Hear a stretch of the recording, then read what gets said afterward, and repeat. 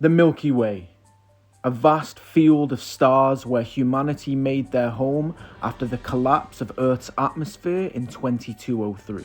What humanity found when exploring this new frontier was a universe almost as empty as it is wide. Seemingly devoid of other intelligent life, the planets were humanity's for the taking. And as they expanded outwards to discover more and more worlds, the small pockets of life in the void finally started to reveal themselves. And on one such desolate, frost-scarred planet in the Toliman system, humanity would meet its biggest threat, Oxysio Machina, the Terrormorph. In those early days of Londinion, when it was nothing more than a supply hub for the war efforts, settlers must have heard rumours of terrible creatures lurking in the darkness of the frozen wastelands of Toliman II.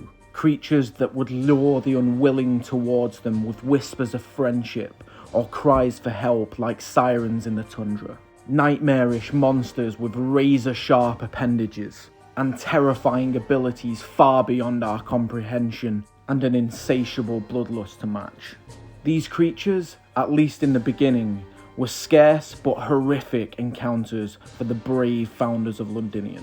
Terrormorphs would use psychic abilities to confuse and disorient people that were unlucky enough to stumble upon them.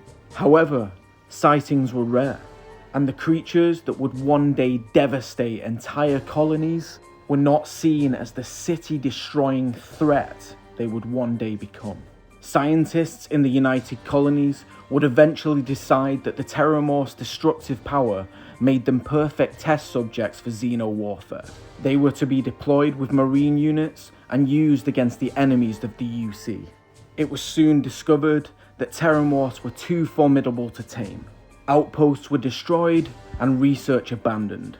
You may ask yourself, what happened? Why did the people of the colony not leave Toliman II? And why did the threat take so long to rear its head? And you'd be right to ask these questions. Much like the disaster that forced humanity to leave Earth over 100 years previously, the ancestors of that disaster would once again be the architects of their own destruction. As the war raged on between the forces of the United Colonies and the Free Star Collective, food became scarce. In a bid to keep their people fed, the government turned to the natural resources of their planets to sustain them. On Toliman II, a large animal, the Acilies, was their primary target.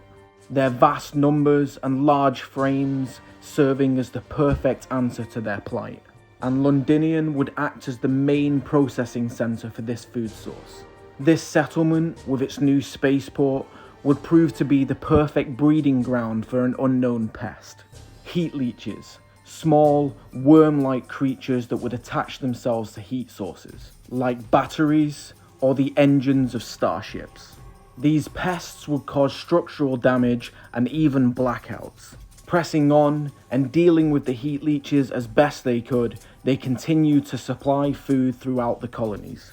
What the people of Londinion did not know is that this new food source, the Acilies, was the only thing keeping Terrormorphs in check. Still, the war raged on, and the Acilies, like the buffalo of the Great Plains, were hunted to near extinction. With the course of nature thrown drastically off course, and the Terrormorph's only natural predator dwindling in number, the Terrormorph population began to grow. Eventually, the scales tipped, and the walls of Londinion were breached. Waves of Terrormorphs fell over the city, and the military were powerless to stop the swarms. An unprecedented massacre followed. The citizens of Londinion had no choice but to evacuate and potentially leave Toliman II altogether. During the process of getting people to safety, it was observed that the heat leeches and the Lazarus plant, a native, coral-like flora found abundantly on the planet, had a deeply disturbing connection. The spores that the Lazarus plant pumped into the air enabled the native heat leeches to evolve almost instantaneously. Evolve into Terrormorphs.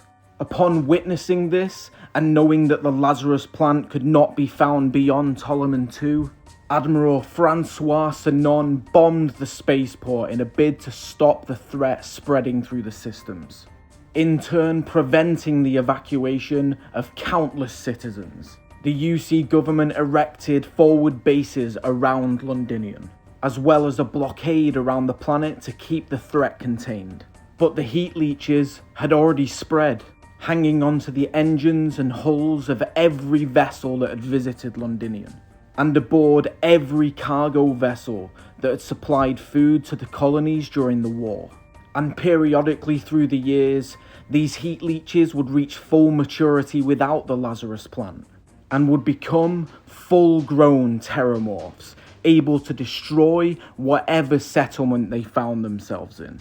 By the year in which Starfield takes place, 2330, almost 20 years after the disaster on Toliman II, Terrormorphs are a constant threat for humanity, a reminder of the vanity and hubris of mankind, and a lack of care they showed for the balance of nature in this new frontier they called home.